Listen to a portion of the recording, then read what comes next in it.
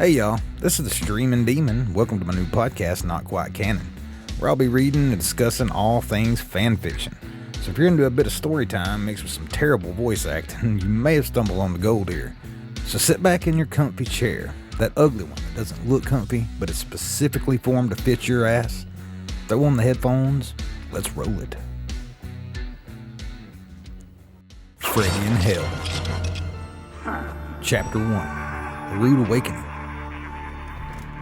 My head. Freddy rubbed his head as he looked around the room he was in.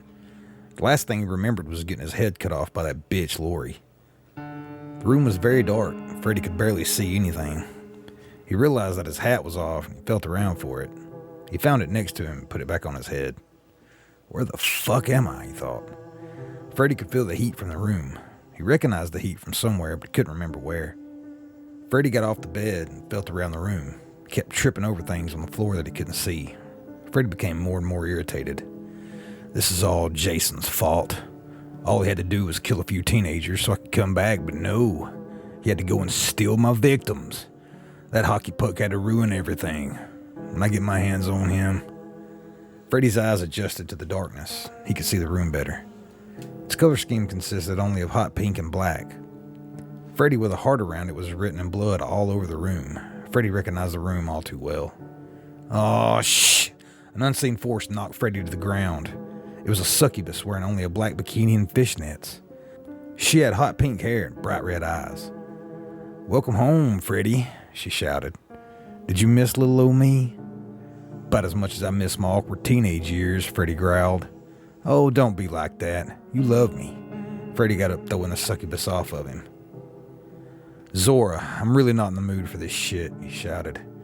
"I have to get to the council so I can go back to the dream realm ASAP." Zora's smile faded as Freddy said this and was replaced by a nervous grin.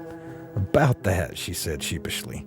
"What about it?" Freddy asked. "It's no big deal. I talked to the old farts at the council and they give me a pass. I've done it 1,000,000 times.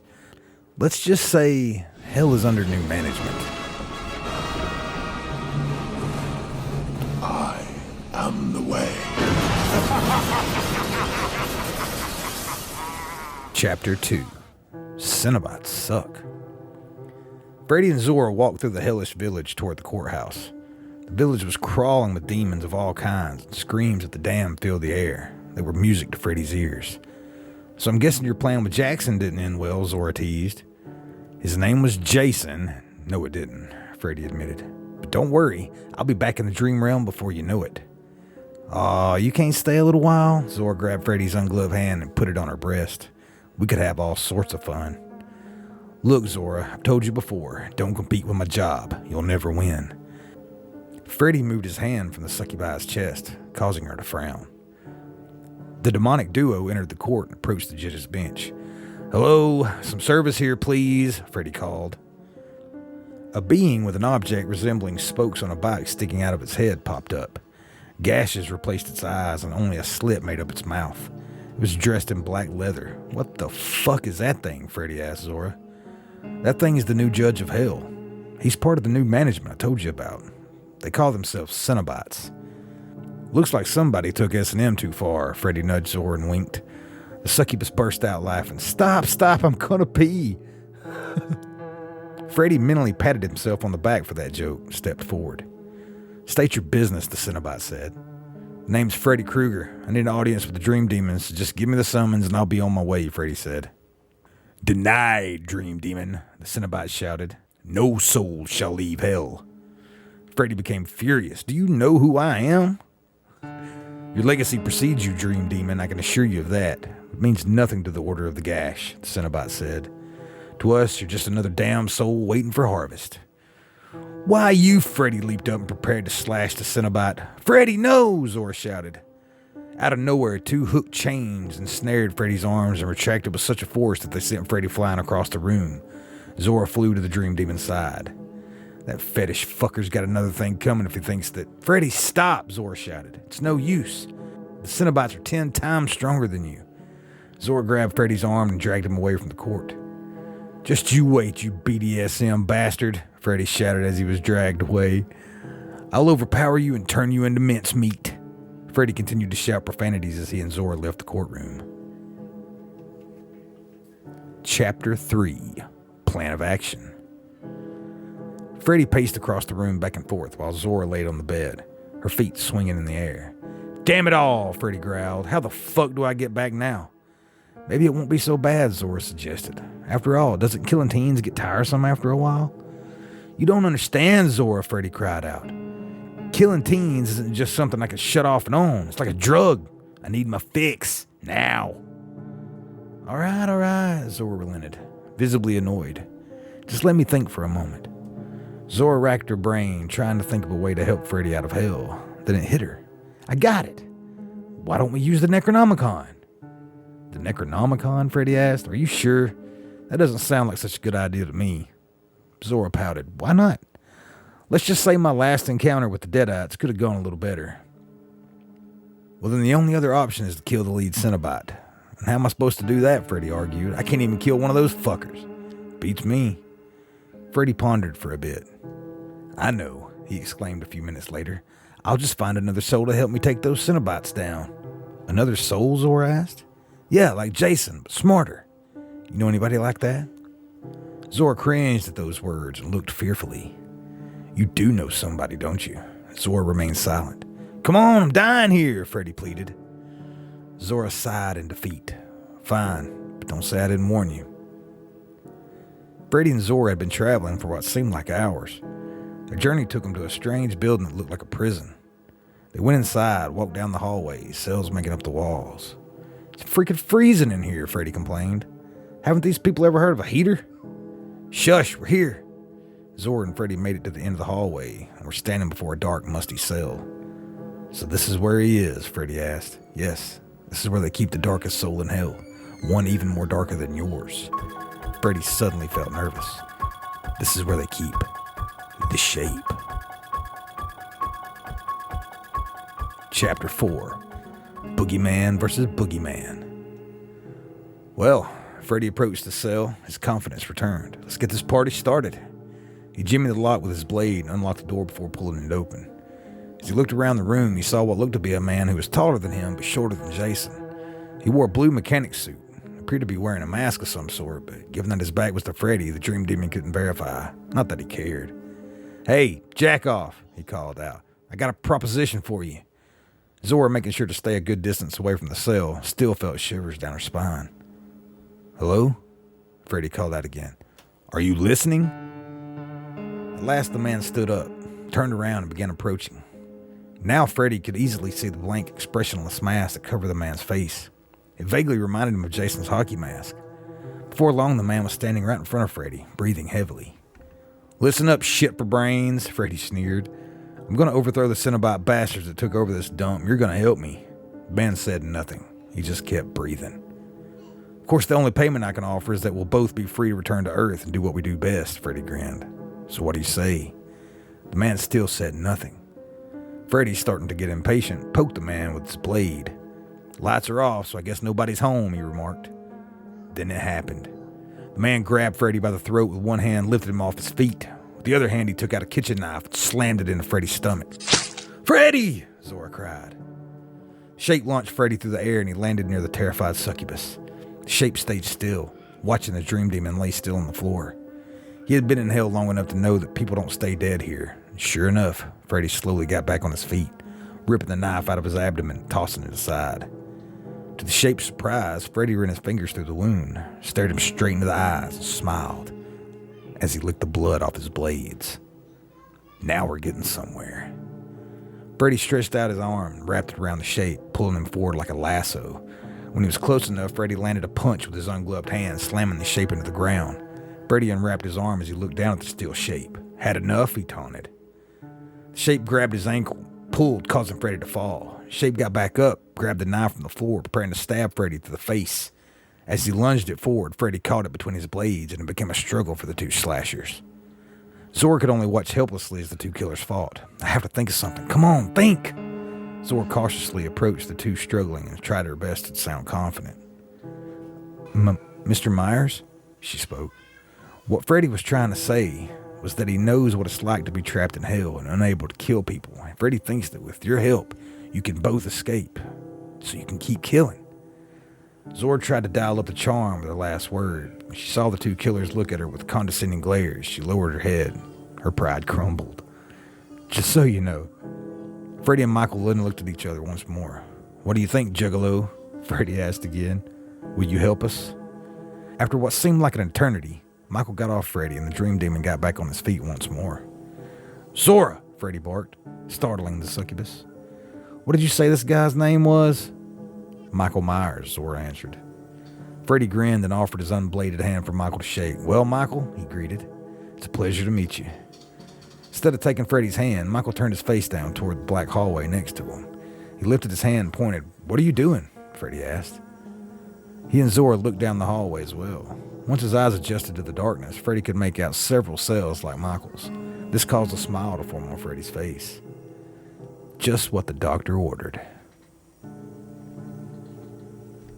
Chapter 5. Let's start a riot.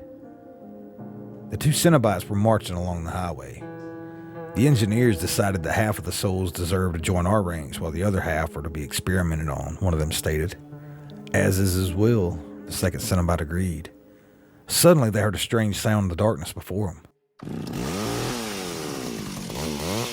Confused, they approached it cautiously.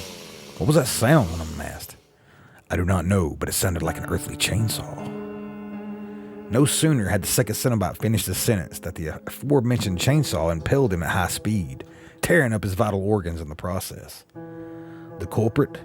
The man they knew in hell as Leatherface. Before the other Cinebot could react, Leatherface tore his chainsaw out of the now dead Cinebot, cleanly decapitating him. Waving his chainsaw high in a victory dance, Leatherface rushed through the hallway into the main court where he knew the real action was. The main court was a massacre of epic proportions as escaped souls laid waste to the unprepared Cinebots. A mutated hillbilly known only as Three Finger back on Earth was gleefully tearing out a Cinebot's brain with his meat hook. Another Cinebot was thrown against the wall repeatedly by the leprechaun's telekinesis, and at least 3 found themselves with reverse bear traps upon their heads courtesy of Jigsaw. In the midst of all of it was Freddy Krueger. The surprise and fear that the Cinebots felt upon the unprecedented attack fueled Freddy, giving him more and more of the powers he was accustomed to. He noticed a few Cinebots attempting to flee and enlarged his shadow toward them. With one swift slice, he cut them all in half, laughing maniacally as he did so. Nothing beats a good slaughter, eh, Mikey? Freddy beamed. Michael, who had just impaled a Cinebot to the wall, was fixated on his newest kill and completely ignored Freddy. Freddy scoffed. I swear you and Hockey Puck are long-lost brothers or something. Suddenly, hooked chains erupted from virtually every conceivable corner of the court. Freddy, Michael, and all the other escapees found themselves bound where they stood, unable to move. Damn it, Freddy snarled. What fresh hell is this? Fresh is not a word one would use to describe hell. A tall, menacing figure appeared in the middle of the courtroom, facing Freddy. The Dream Demon could tell right away that this man was a Cinebot as well. He had nails hammered perfectly symmetrical in a grid pattern on his stoic face, as you will learn very shortly. Chapter 6. The Dream Demon versus the High Priest of Hell. So you are the infamous Frederick Charles Krueger I've heard so much about. The lead Cinebot spoke as he approached the Dream Demon. I must admit, you do not impress. Let me out of these chains and I'll show you how much I impress, Freddy taunted. I'm guessing from the holier-than-thou attitude, you're the head honcho of these Cinebitches. Can't say I'm a fan of this new regime. Hell has gone through quite some changes since you were last here, the Cinebot explained. Our god Leviathan has overpowered your Lucifer and taken his share of the dimension. Remind me to kick Leviathan's ass later, Freddy muttered. Crack your jokes while you can, Krueger, Cinebot warned, because soon you'll have no tongue with which to speak. With a swift movement of his head, the Cinebot nodded toward the direction of the leprechaun. The chain that hooked themselves in him began pulling apart. Help me, the leprechaun pleaded. Help me! Ah!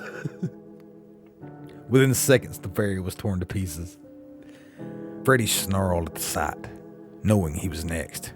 But what the Cinebot didn't know was that Freddy had gorged himself on the fear of the Cinebots he and the other slashers killed, had a good amount of his dream powers back. He used these powers to melt the chains with intense heat, freeing himself. Then he healed the wounds they inflicted on him. Now he was standing before the Cinebot, face to face. I see you have recovered some of your power, the Cinebot noted. That will not save you. Freddy's only response was to beckon the Cinebot with his bladed finger. Let's find out, Pinhead. That is not my name, Pinhead angrily shouted as he sent more chains at Freddy. Freddy teleported out of the way, appeared behind Pinhead's back. As he fell back down to the ground, he raked his blades across the Cinebot's back. Pinhead responded by backhanding Kruger, knocking him to the ground. Had enough? Pinhead asked as he gloated over Freddy. Not by a long shot. Freddy delivered a sharp kick on Pinhead's face, bending quite a few of his pins. The Cinebot held his face as Freddy limped away, two of his pins having impaled themselves on his foot. He ripped them out and tossed them aside. Should have aimed for his stomach, he thought. Pinhead, still blinded by the blood seeping from his wounds, commanded more chains to hook into Freddy. The Dream Demon managed to dodge all but one of them, which impaled itself into his wrist. They pulled back, took Freddy with it, sending him flying toward the direction of Pinhead. Oh no! Oh no! Pinhead landed a punch right into Freddy's face, tearing him off a chain, knocking him down once more. Once again, Pinhead gloated before him. Twice in this battle you have been knocked to the ground, Pinhead taunted. When will you learn you cannot defeat me? Pincushion's right, Freddy thought. I need to end this fight now. It'll take all the power I got remaining, but at this point I have no other choice. Freddy closed his eyes and seemed to relax. To Pinhead's confusion, the Dream Demon began to sink into the earth. If that is your personal hell, then so be it. Pinhead dusted himself off and began walking toward the court where the other monsters were still bound. As he stood in the middle preparing to tear the rest of them asunder, he noticed a slight trembling in the ground. What in hell's name is this, he wondered. Pinhead got his answer when Freddy, now a giant snake, crashed through the court grounds, shot straight up and up till he managed the unthinkable, reaching the ceiling of hell. Don't mind if I do. Freddy shook off the lingering Cinebot and crashed through the ceiling, escaping hell once again. Give Zora my regards, he called out to the fallen Pinhead. You cannot flee forever, Pinhead roared. We will find you, and we will tear your soul apart. Pinhead fell with a thud upon the ruined court grounds. As he got back up, first thing he noticed was the black expression of Michael Myers staring back at him. He wasn't alone. The slashers, now freed from their restraints, surrounded the Cinebot. I see, he muttered. What a pain. As the battle continued in the ruins of the court grounds, Zora, who had been watching from the sidelines, looked up sadly at the hole in the ceiling. Goodbye, Freddy, she whispered. Don't come back too soon, okay? Chapter 7. Freedom. When Freddy came to, the first thing he saw was his hat laying adjacent to him. He picked it up and placed it on his head as he got up. As his eyes adjusted to the darkness, he realized with glee that he was once again back in his boiler room. The nearby furnace burned hotter than ever, and he could already hear the sounds of sleeping souls wandering into his place. Daddy's home, he cooed.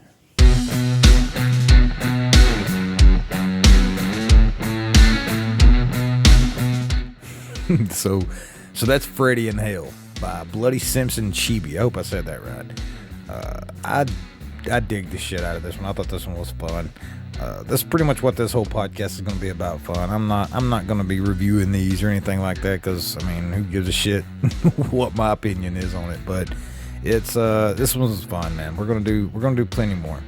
If you have any requests, make sure to leave them in the comments down below and give us a like and all that good stuff. If you're not already subscribed to the channel, please do. I'm going to be dropping these as quick as I can do them, for as long as I can do them. I just think they're fun.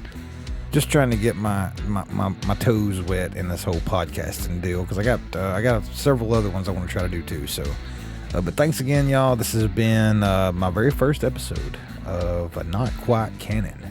We'll see y'all next round.